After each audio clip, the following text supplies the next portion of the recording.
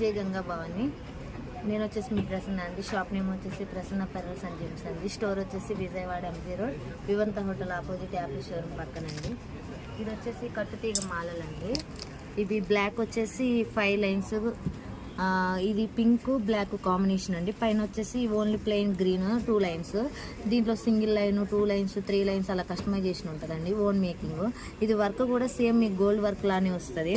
మామూలుగా వర్క్ ఏంటంటే ఫినిషింగ్ క్లియర్గా ఉండదు.